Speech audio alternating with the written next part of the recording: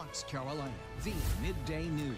Well, welcome back to the Midday News on Fox Carolina. When we think of manners, we think of the dinner table or talking to strangers, but what about social media? Well, today we're learning ways you can teach your kids to have good online manners. And joining me now is local author and manners expert, Terry Block. Thank you so much for stopping in. Thank you, Hayley. Yeah, so for starters, how can manners play a part with social media? Well, manners playing a part with social media because we know how important practicing social media is the way now. It's the way we communicate. So it's crucial in today's age of social media that we practice properly. And so respect and practicing others' privacy is so important. Oh, yeah. Privacy, that's a good point right there. So what are some ways that kids can practice having good manners on social media? Well, before we can practice, we need to teach kids education before we practice. So some of the ways we can set up kids to be successful in practicing social media is to set clear boundaries and expectations and teach them skills on how to be responsible on social media. I love that. So once we have that foundation, where would we go from there?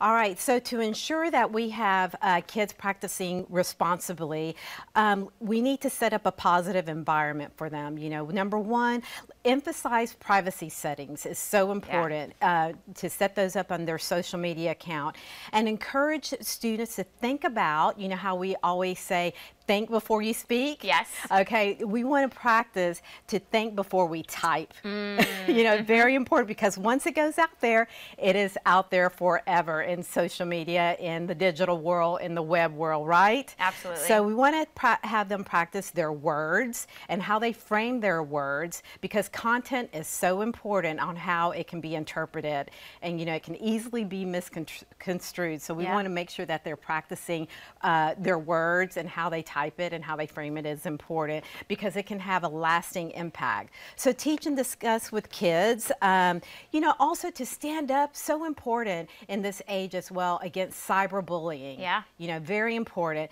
because it can happen. A lot of people like to hide behind the computer and social media because there's not a face, you know, and so it's easy to do. So encourage kids to stand up against that cyberbullying, and more importantly, not to be afraid to report negative behaviors. You know, encourage them to feel free to approach you as a parent or an educator. And we're kind of framing this as a lesson for kids, but everything you're saying, I think, is also a good reminder for just adults. We also need to think before we type, and, you know, our safety settings, our privacy settings, we all could use that refresher to go back. So I think this is a good lesson to anybody watching right now, really. I am glad that you brought that up, Hayley, because, you know, in the workplace, it's also very important. Absolutely. You know, for employees to... Sometimes, you know, you can type the email, but just don't send it. That's always my advice, you know? Wait a day or a couple of hours or so before you know, send it out there into cyberspace, right?